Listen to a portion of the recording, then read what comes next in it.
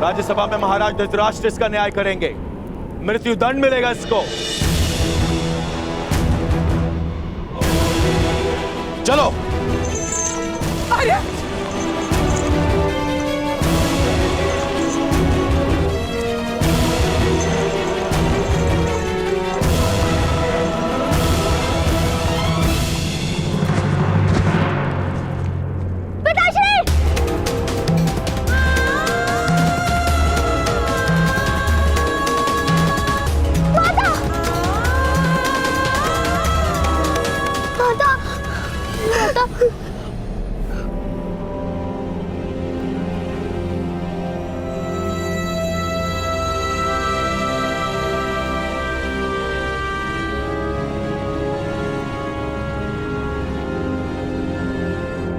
क्या कोई सहयोग नहीं करेगा? क्या कुरु राष्ट्र में एक निर्दोष की मृत्यु होगी?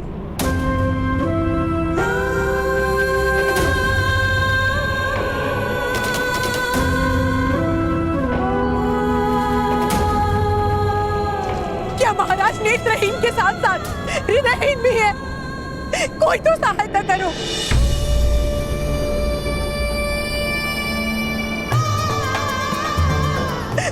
क्या बिना कारण महाराज एक निर्दोष को दंड देंगे? क्या सूतों का कोई आधार नहीं?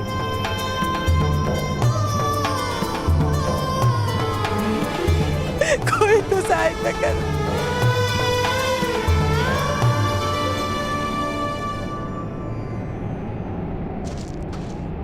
नहीं राधा, महाराज के लिए ऐसे अपशब्द कहोगी तो इसी समय मस्तक काट लिया जाएगा। तुम्हें क्या करूं भ्राता भीष्मा? किस प्रकार रोकूं इस अन्याय को? किस प्रकार रोकूं? हमें महाराज के सामने अपना पक्ष रखना होगा। महाराज ऐसा अन्याय नहीं होने देंगे।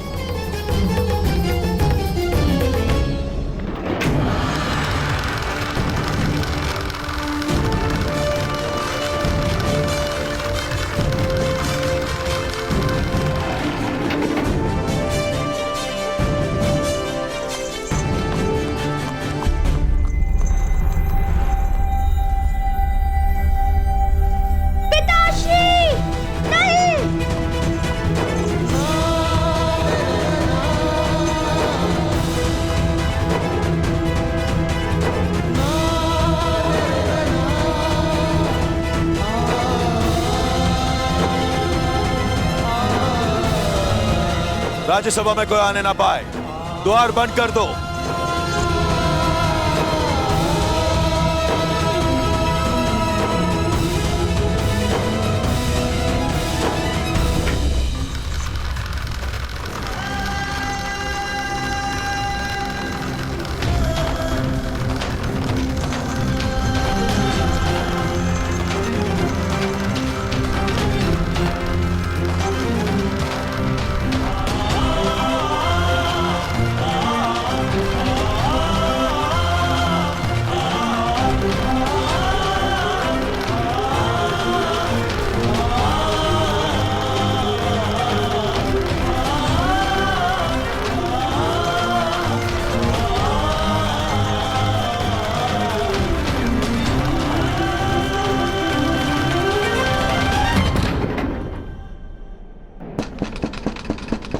द्वार खोलिए! द्वार खोलिए! द्वार खोलिए! हमें महाराज से मिलने दीजिए! हमें महाराज के पास जाना है! कृपा कीजिए, हमें महाराज से मिलने दीजिए। नहीं, ये संभव नहीं है। सेना नायक मदनजय का आदेश है। द्वार नहीं खुल सकते। जाओ। ऐसा मत कीजिए, कृपा कीजिए, दया कीजिए। जाओ यहाँ से, ये संभव नहीं है। द्वार खोलिए!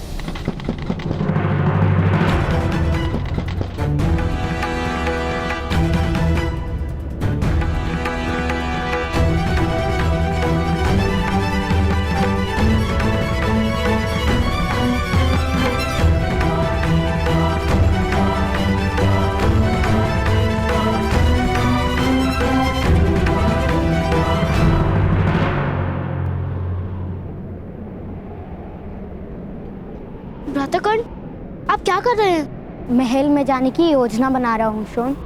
हमें राजमहल में जाने की अनुमति नहीं है।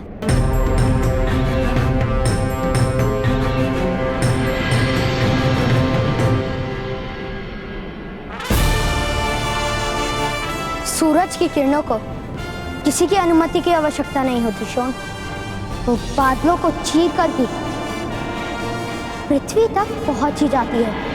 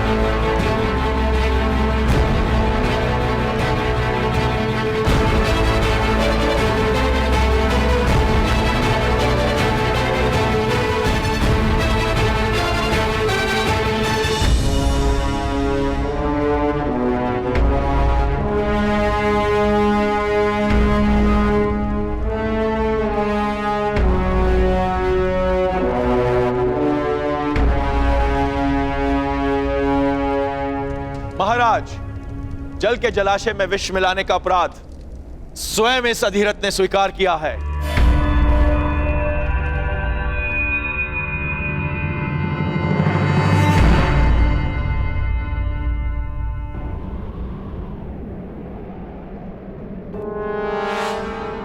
क्षमा कीजिएगा महोदय, पक्षी गिराने की इच्छा हो रही थी। यदि तुम मेरे हाथ आ जाओगे तो समय के अंत तक पक्षी का स्वप्न नहीं देखोगे।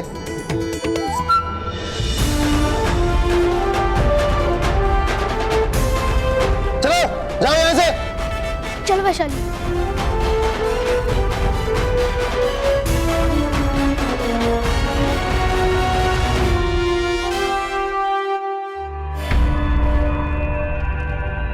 विष के कारण 15 लोहारों की मृत्यु हो गई। नहीं, यह असत्य है।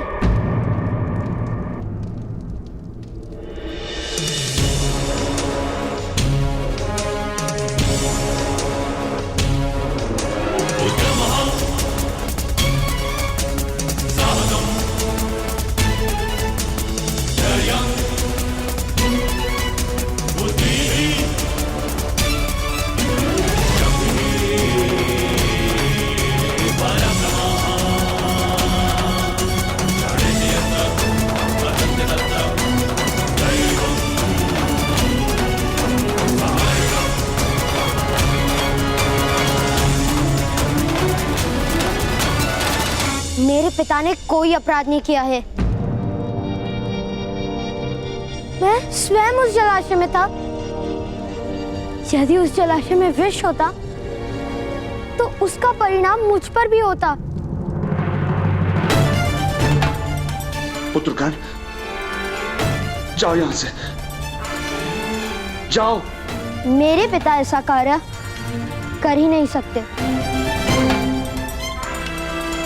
उस कुएं के यक्षराज ने मुझे वो जल दिया था। उसमें विष नहीं था। यह अवश्य कोई षड्यंत्र है महाराज। मेरे पिता निर्दोष हैं। नहीं महाराज, यही अपराधी है।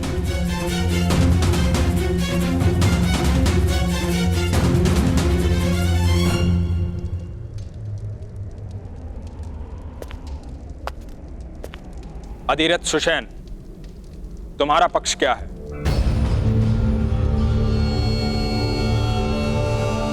किस कारण तुम अपना अपराध स्वीकार कर रहे थे? इस बालक के पास दिव्य कवच तथा कुंडल है, इसलिए इस बालक का राजकुमारी से दूर और गुप्त रहना अनिवार्य है। इसी कारण मैं इसकी रक्षा का उत्तरदायित्व आपको सौंप रही हूँ। पिताश्री, महाराज के सामने सत्य बोलिए।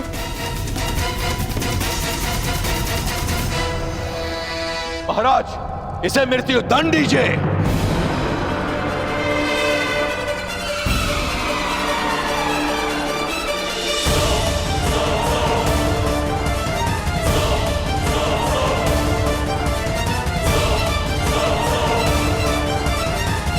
ग्राम सेवक मदनजय, क्या तुम्हारे पास कोई और प्रमाण है कि जल में विष अधिरथ ने मिलाया है? कहीं ऐसा तो नहीं इस बालक ने राज दरबार में आपके असत्य को साबित किया था? आप उस अपमान का दंड इस बालक के पिता को दे रहे हो?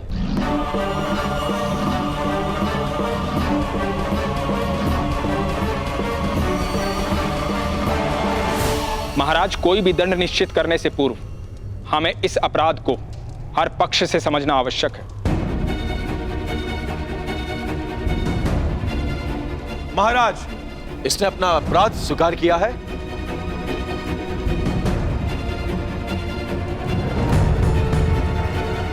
महाराज। हाँ विदुर। महामंत्री विदुर, 15 मनुष्यों की हत्या का दंड केवल मृत्यु ही हो सकता है।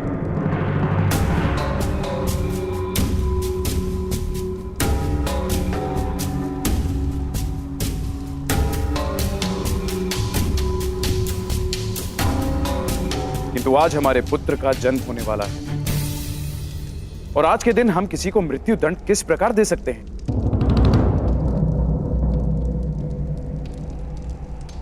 फिर मैं अधिरथ सुषेण को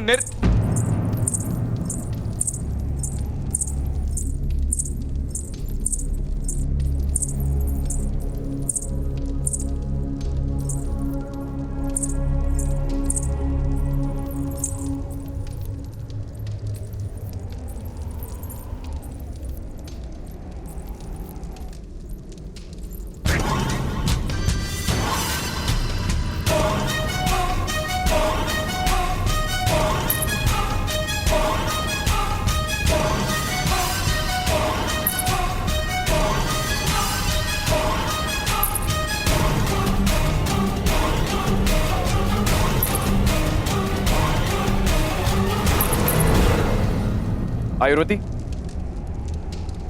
तुम्हारी पदध्वनि में भय क्यों? किस कारण से तुम शांत हो?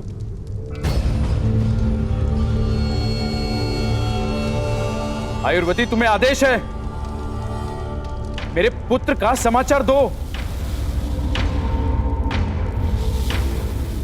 मेरे उत्तराधिकारी के आने का समाचार इस सभा को दो।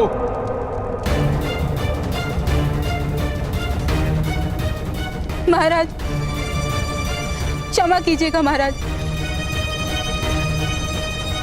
महारानी गांधारी ने पुत्र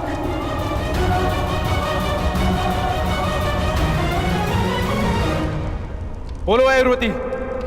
महारानी गांधारी ने पुत्र नहीं, मांस का लोथड़ा जन्मा है।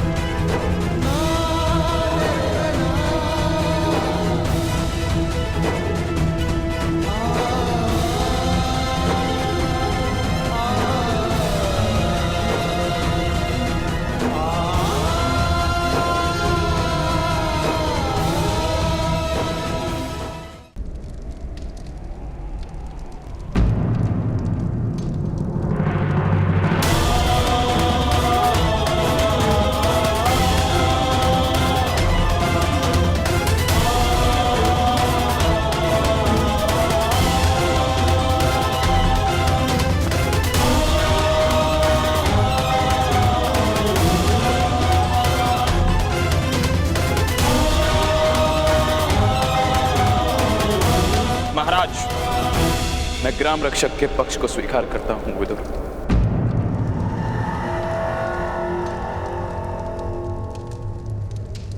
वो जो दंड निश्चित करेंगे वही उचित होगा।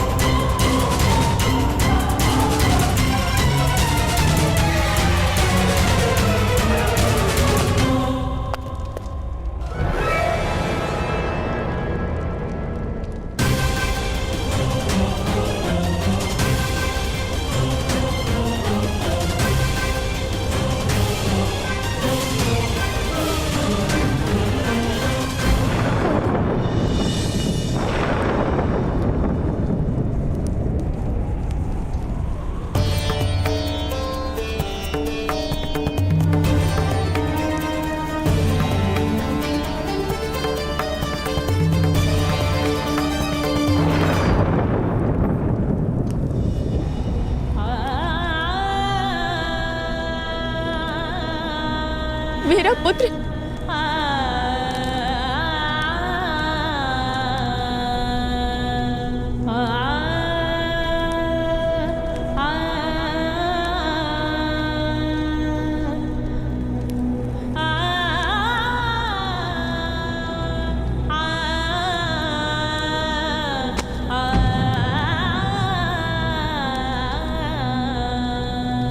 गांधारी,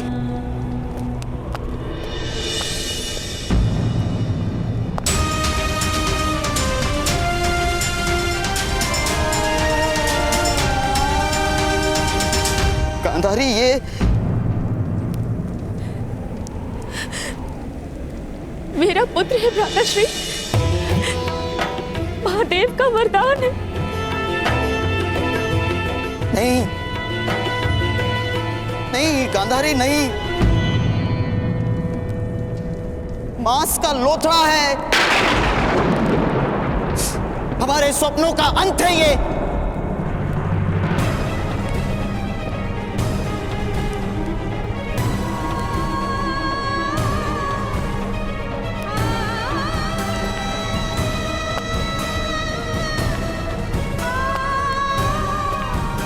अरे देखिए ना भ्राताश्री क्या कह रहे हैं। महादेव का वरदान विफल कैसे हो सकता है? महादेव हमारे साथ छल नहीं कर सकते।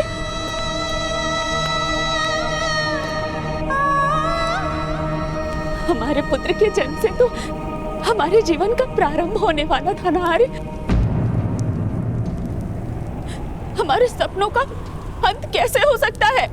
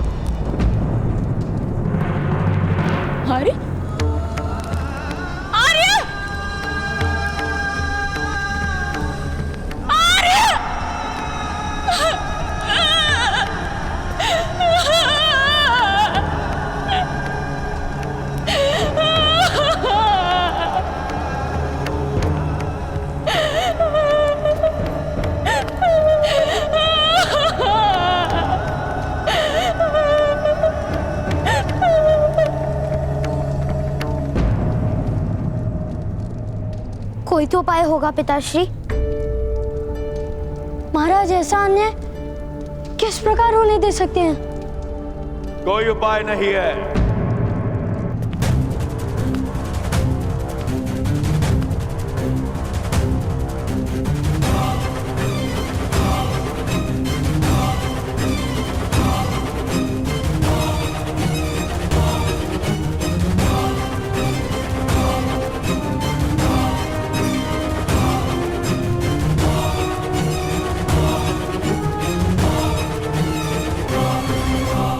अब तो तुम्हारे पिता के अपराध के दंड का निर्णय स्वयं महाराज ने मुझे करने को दिया है। मेरे निर्णय का आभास तो तुम्हें हो चुका होगा। तुम्हारे पिता को कल मैं अपने हाथों से मृत्यु दंड दूंगा।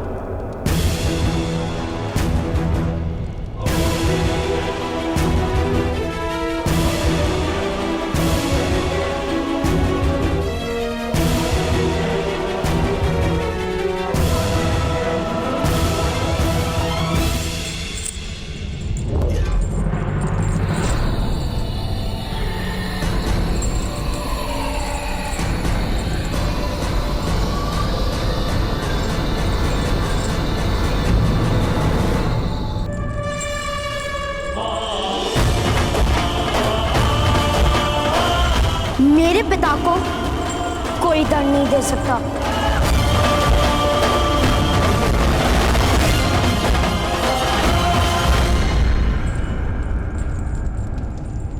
यह तुम्हारा वन नहीं, जहां वनवासियों के सामने तुमने अपना शौर्य दिखाया था, ये हस्तिनापुर है।